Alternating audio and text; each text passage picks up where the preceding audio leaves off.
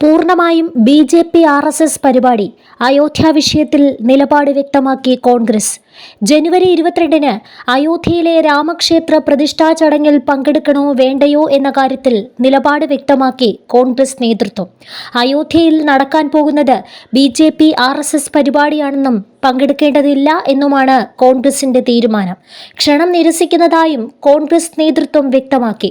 കോൺഗ്രസ് അധ്യക്ഷൻ മല്ലികാർജുൻ ഖാർഗെ, സോണിയാഗാന്ധി, അധിർ രഞ്ജൻ ചൗധരി എന്നിവർ ക്ഷണം നിരസിച്ചു. അയോധ്യയെ രാഷ്ട്രീയ പദ്ധതിയാക്കി മാറ്റിയെന്നാണ് കോൺഗ്രസ് ആരോപിക്കുന്നത്.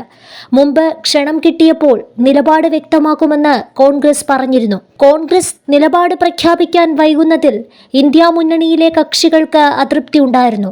കേരളത്തിൽ മുസ്ലിം ലീഗ്, സമസ്ത തുടങ്ങിയവർ BJPയുടെ കെണിയിൽ വീഴരുതെന്ന മുന്നറിയിപ്പ് കോൺഗ്രസിന് നൽകിയിരുന്നു. കോൺഗ്രസിന്റെ 3 നേതാക്കൾക്കായിരുന്നു വിശ്വ ഹിന്ദു പരിഷത്ത് ക്ഷണക്കത്ത് നൽകിയത്. സോണിയാഗാന്ധിയോ അവർ നിർദ്ദേശിക്കുന്ന ഒരു നേതാവോ പ്രതിഷ്ഠാ ചടങ്ങിൽ പങ്കെടുക്കുമെന്നാണ് പുറത്തുവന്നിരുന്ന അഭ്യൂഹങ്ങൾ. വ്യക്തിപരമായി സോണിയ പങ്കെടുത്തേക്കുമെന്നും റിപ്പോർട്ടുകളുണ്ടായിരുന്നു.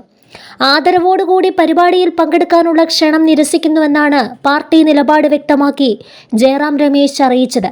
ക്ഷേത്രത്തിന്റെ നിർമ്മാണം പോലും പൂർത്തിയാക്കുന്നതിനു മുമ്പ് പ്രതിഷ്ഠാ ചടങ്ങ് നടത്തുന്നതും പ്രധാനമന്ത്രി നരേന്ദ്രമോദിയെ മുഖ്യ ആകർഷണമാക്കി മാറ്റുന്നതും രാഷ്ട്രീയ പരിപാടിയാക്കി മാറ്റുന്നതിന് മുന്നോടിയാണെന്ന് കോൺഗ്രസ് പ്രതികരിച്ചു.